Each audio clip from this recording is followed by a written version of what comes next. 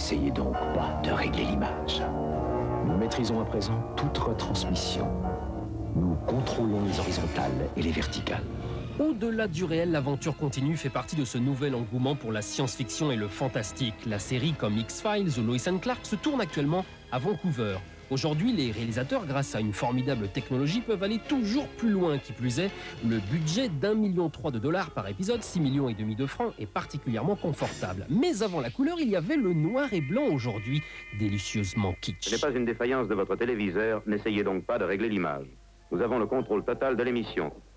Lorsque Leslie Stevens et Joe Stefano, les deux créateurs, nous plongent au-delà du réel, le sentiment de panique chez le téléspectateur est proche de celui généré par Orson Welles 25 ans auparavant avec sa Guerre des mondes.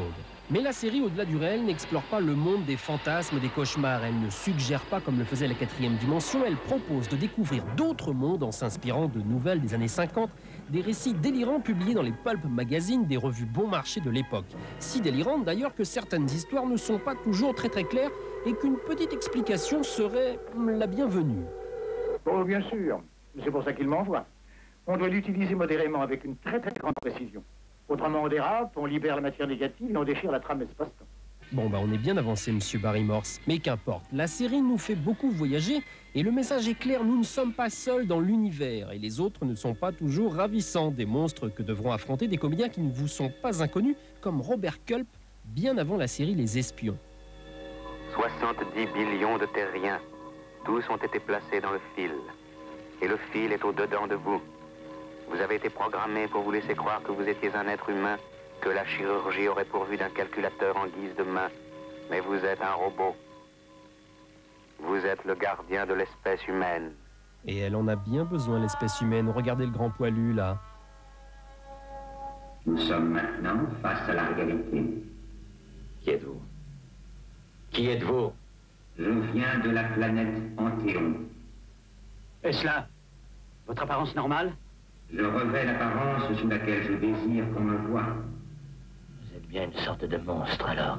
Et tous ces monstres font souvent leur première apparition dans un des lieux de prédilection de la série, le laboratoire.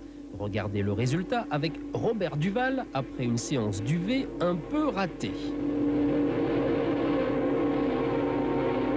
Et hop, transformation. Certains épisodes d'Au-delà du réel sont de véritables tragédies, comme le 6e doigt avec David McCallum, futur agent spécial et homme invisible, déjà victime ici d'une expérience qui tourne mal. Et voilà, tous plus attirants les uns que les autres. Effet garanti. Nous vous redonnons maintenant le contrôle de votre appareil de télévision jusqu'à la prochaine émission de Au-delà du réel. Oui, reprenons le cours normal de notre émission. Ça, c'était la version originale d'Au-delà du réel, en noir et blanc. 49 épisodes, dont simplement 19 ont été doublés en français, malheureusement. Les thèmes principaux de cette série sont bien sûr les extraterrestres, mais également les expériences ratées de savants un peu fous, ou encore la découverte de planètes terrifiantes et inconnues. Ces thèmes, nous les retrouvons dans la nouvelle mouture. Au-delà du réel, l'aventure continue. Regardez. Attention, c'est parti.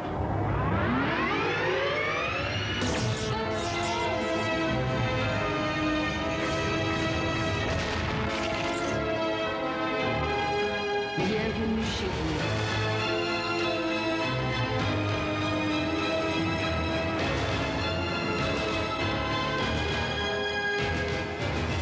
Oh mon Dieu!